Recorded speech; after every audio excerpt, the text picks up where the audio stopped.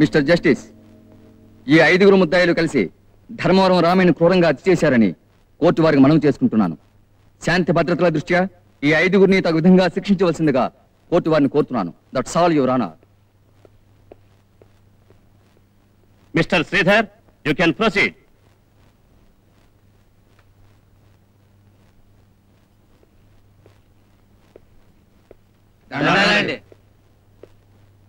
మీ పేర్లు?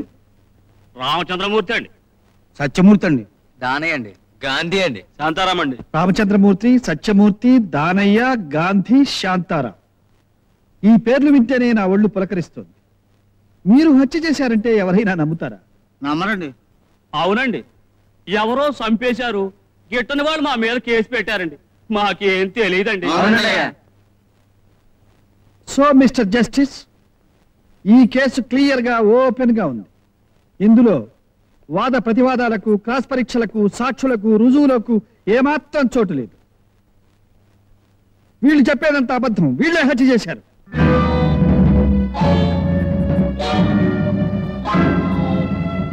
గ్రామ కక్షల కోసం ఆ మనిషిని వీళ్ళు చిత్రవద చేసి చంపారు. దానికి సంబంధించిన ఆధారాలు నా దగ్గర ఉన్నాయి.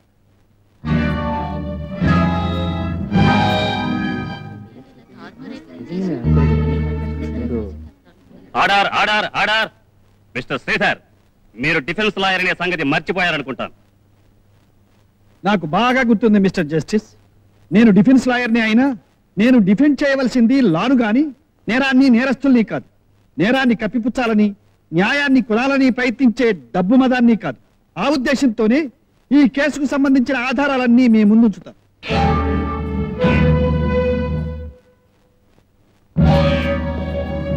Exhibit number 1.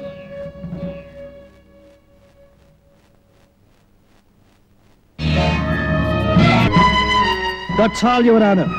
చెప్పుడు మాటలకు, తప్పుడు సాక్ష్యాలకు న్యాయస్థానం బలికాకూడదనే ఉద్దేశంతో వీళ్లకు తగిన శిక్ష విధించాలని కోర్టు వారిని కోరుకుంటున్నాం.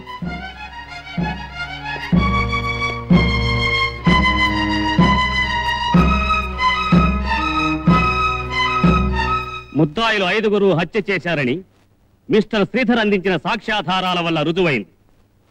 ఈ ముద్దాయిలు 5 14 సంవత్సరాలు కఠిన కారాగార శిక్ష విధించడమైనది.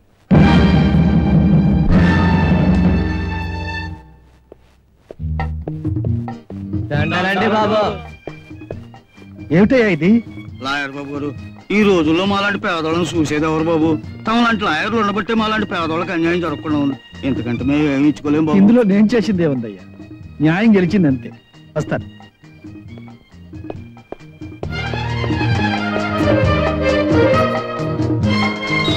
బాబు, ఏమిటి బాబు ఇది? ఈ దండ డ్రైవర్ చిరంజీవి కాదు, నాకు జ్ఞానోదయం కలిగించిన వెలుగుకి.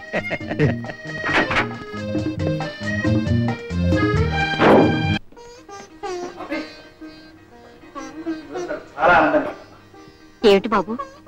మొదటి కేసులో నేను కాస్త తప్పు చేశాను. ఈనాటి నీ ఆశీర్వాదం ఫలించిన నువ్వు కోరుకున్న న్యాయానికి న్యాయం జరిగింది.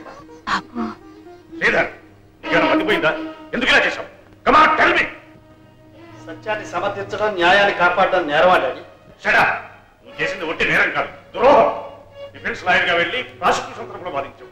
కోర్టు రూల్స్ ని, సంప్రదాయాల్ని కాలదన్నావు. లాయర్ వృత్తికే ద్రోహం చేశావు. వృత్తికి ద్రోహం చేశానేమో కానీ ధర్మానికి మాత్రం నేను ద్రోహం చేయను. మీ మాటలు నమ్మి డబ్బులో వాడితే న్యాయం అనుకుని నా మొట్టమొదటి కేసు గెలిచాను. అందరూ పొగిడారు, మీరు మెచ్చుకున్నారు, నేను గర్వపడ్డాను. కానీ నా మూలంగా ఒక అమ్మాయికి నాకు బలైపోయింది. ఆ అమ్మాయి ఆత్మహత్య చేసుకుంది. ఆ పాపం నా గుండెలు ఇంకా దహిస్తూనే ఉంది. మళ్ళీ తెలిసి ఆ పాపం చేయమంటారా? ఆ పాపం నన్ను వేయమంటారా? చెప్పండి. Don't talk Ramesh. అంతరాత్మను ఏడ్చేవాడివి, పాపంని గింజుకునేవాడివి. అసలు ఈ కేసు ఎందుకు ఒప్పుకున్నావు?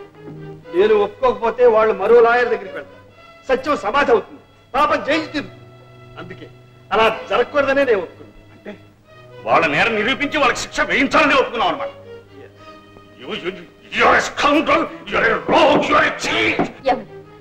ఎందుకండి వాడిని అంతంత మాట్లాడారు? డబ్బు కమ్ముడు పోలేదనా? మనసు చంపుని లక్షలు సంపాదించలేదనా? ఇంకా ఎందుకండి సంపాదన? మీరు సంపాదించాలదు. బాబునైనా మనిషిగా బ్రతకనివ్వండి. వాడి మంచితనమే వాడిని కాపాడుతుంది. చెప్తా. మీ ఆవేశంలో మన శ్రీధర్ గొప్పతనాన్ని గ్రహించలేకపోతున్నారు. అతను సామాన్యుటండి, న్యాయానికి గొడుగు, నీతికి జెండా. చెప్తా, నా కేసు ఓడిపోయింది, ఓడిపోవాలి, మరి న్యాయం గెలవాలిగా. మరి బాబు, బుద్ధుడు పుట్టిన దేశంలో పుట్టినవాడిగా నువ్వు చేసిన పని మనసారా అభినందిస్తున్నాను. చెప్తా. ఇంతవరకు మీరు చెప్పేది చాలు, ఇక నేను చెప్పేది వినండి. చెప్తా. మీరు ఇచ్చిన 2 లక్షలు గుమాస్తా దగ్గర ఉంది, తీసుకెళ్ళండి. ఇంకెప్పుడు అన్యాయాన్ని వెనకేసుకొచ్చి గడప తప్పకండి, వెళ్ళండి. బావగారు చెప్తా. అక్కయ్య చూసావమ్మా, ఆ 2 లక్షలు నాకు తిరిగి వాపసు ఇస్తాట. ఏ కేసులు ఫీజు కాకపోతే పెళ్లి కట్టంగా ఉంచుకోవచ్చుగా. చెప్తా. లేకపోతే కవిత నేను ఎందుకు కన్నాను, ఎందుకు పెంచాను, కన్ని పిల్లగా ఇన్నాళ్ళు నేను ఎందుకు ఉంచాను. చెప్తా. నువ్వు వెళ్ళిపోయావా, ఇంకెవరికి చెప్తాను. చెప్తా.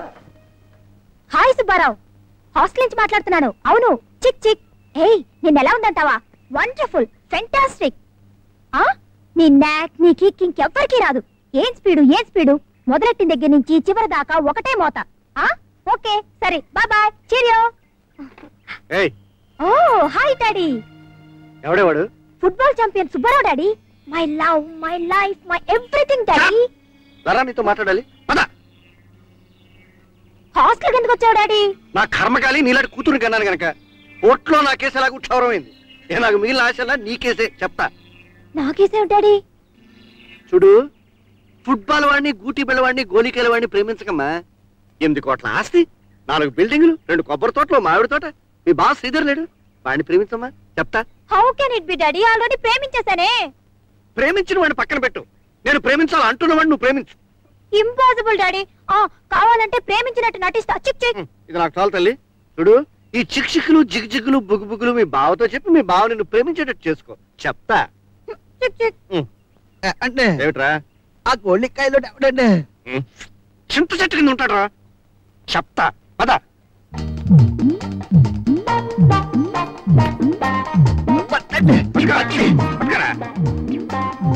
దక్కిందండి.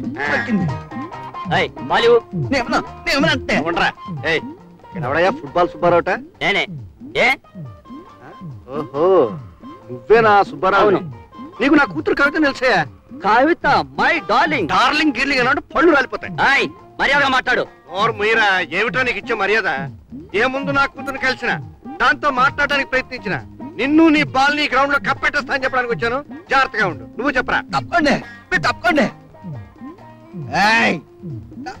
అంటే చచ్చిపోతావంతే, చచ్చిపోతావంతే, చచ్చిపోతావు, చచ్చిపోతావు.